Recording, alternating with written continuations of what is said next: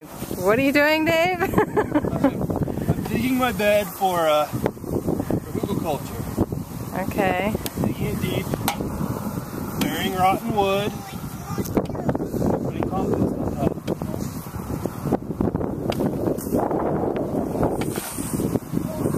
And what are these mushrooms again? They're a turkey-tail mushroom. Turkey-tail mushroom? Mark might know better. He knew the real name. Oh, here he is. Oh, the corn popped up. What kind of a mushroom is this, Mark? Let's see, do the next one to go in the hole. I'm the next. Hi. Hi. What kind of a mushroom is this? Laetoporus, probably Laetoporus cinnabarus or Laetoporus sulphurus. Laetoporus being the genus, and then cinnabarus or what was the other one I said? Sulphurus being the species. Oh, okay. But I'm guessing. I'm an amateur. I'm not, you know, I'm self-taught. What are you doing, Tina? Watering my broccoli. Yeah. And she's doing it very well, too. Did you notice? And you got a nice, beautiful raised bed that Dave dug. I was going to say she has a nice... do you know the plants in my garden that I call my red pretty? No. Oh. No? What Do you know the plants in my garden that I call my red pretty? No, I thought There's it was Milo. but Well, yeah, anyway, you know what I'm talking about. Right, yeah. Okay. Well, And this is Dave's French drain that he dug. He dug out a hole, stuck some nice rocks down in there, and put this nice stone on top so that when you rinse your hands and feet, the mud does not splash back at you. And this is Tina's little love garden. L-O-V-E, and it has some sweet potatoes, basil, cilantro, parsley,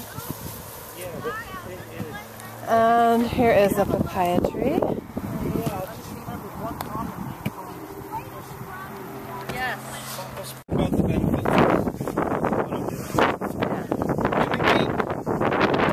what would go on in the forest floor. Where a dead log would fall, leaf litter would fall on top of it, and then you'd have new growth on top of it. So dig a hole, put rotten wood in it, and it acts as a reservoir for water. And so your plant's roots will travel down to the moisture source, and it can make it so that you can possibly survive your garden longer without. So that's what I'm trying to do here, mimic the forest. Okay. So why is it interesting that these mushrooms grew on the wood? That's the wood that I found to bury, that I buried in this bed. Yeah.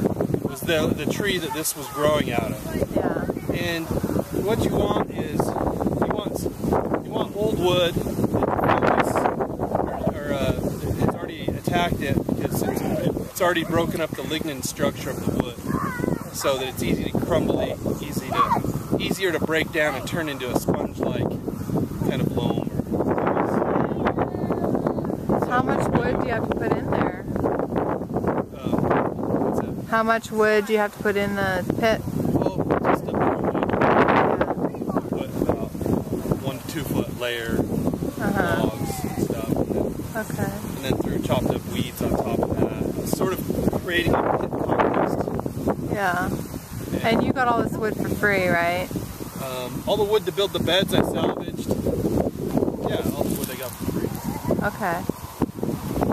It's all repurposed wood. Yeah. Do you think you would have done it if you had to pay for it? Probably not, huh?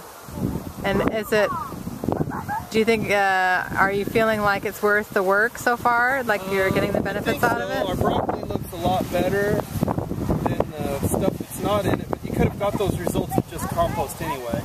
So it's kind of hard to say, really. It's just, I do know that I can push a stick deep down into the bed, so that means the roots are going to easy time digging in deep. Yeah. And if that's the case, then the top of the plants are going to be really good too. So Yeah. So I figure it's probably worth doing a raised bed. Yeah. It's a lot of labor doing a raised bed the way I'm doing it, so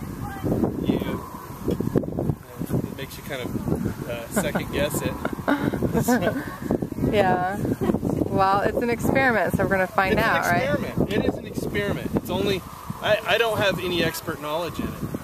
Yeah. I'm just following what other people think is a good idea. Just following it, basically. Okay. And which seems to make sense because it mimics the forest floor. Okay. Or you want Dad to chop it? Well, we'll see how it progresses, and I'll videotape it once you get stuck. The only drawbacks that you could have with doing this, which they call hugelkultur or hugel beat, it's a proper term, is that you could have, if you put newer cut logs, they could take up too much nitrogen from your soil to break down the logs. Okay. So you could have 1 or 2 years of a nitrogen sink with taking nitrogen out of the soil. Oh, okay. So I'm kind of counteracting that by using old logs, manure on top, compost, lots of compost, and hopefully, I don't think I have any nitrogen deficiency because these broccoli have really flourished once they got in. Yeah. So I think that they're getting what they need. Yes, they are doing great. And are you going to have an automatic timer water system on these? Eventually get to some drip irrigation. Okay. But for now, you're just watering it by I hand? just want it watering by hand. I want to just get the beds built first. Yeah. Does it feel like you don't have to water as much because of it, or it's about the same? It seems like it stays more moist. Don't know yet.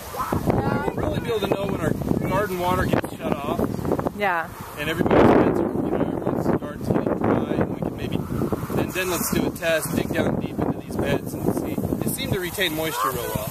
Yeah. So, Cool. that's when we'll really be able to put it to the test. Okay.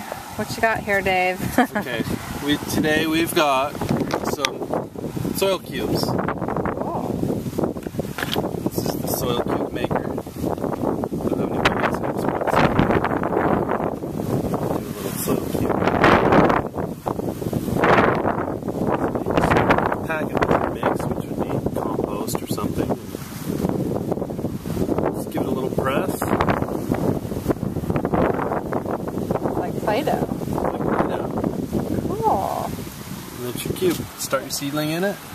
And then you can make a bigger seedling. Which clay? So you made the Point is wood on the lathe, and you cut the... Yeah, and I just cut some just metal? aluminum square tubing. But the reason why you want to do it is so that you can, basically the roots are going to air, it's called air prune. So the seed's going to germinate, and seeds like to germinate. I guess they've done studies saying that seeds like to germinate in small areas. A little small cube. So the root will go down, and once the taproot comes out the bottom, it's ready to put into the bigger sized one. But the roots will come to the edge, and then they'll stop growing. They won't grow out. So to me, it seems like they would be kind of vigorous and ready to push out. As soon as you put them in, they'll go out. Seems to be like a good... Tested these yet? Or? I haven't tested these yet. So this is another experiment. This is an experiment. We'll go home and plant them. So let me know how it works. Okay. I made soil blockers. Cool. What do those do? So let me get a little bit of moisture. This is what we'll use with earthworm castings right here. Yeah, to put yeah. seeds inside of. And you need. Let me get over here and get some water in them so I can get it a little bit more moist. And I can show you guys. This Hawaiian guy, I make tools for him. This is my leftovers, so I decided to go ahead and make a very useful tool, which is a soil blocker. And so this is a little bit moist here. So basically, this is what we're doing is we're just going to create a block. And this is a mix of worm castings, peat moss, and compost. Just create these little blocks. And so you could just start whole trays of these. The advantage, so you could do that one, and then you take this one, big guy. Oh, I want to take a picture of this. Here, I also want to come full scale with us and plant one of these pots right out and put some seeds in it right now. Let's do it.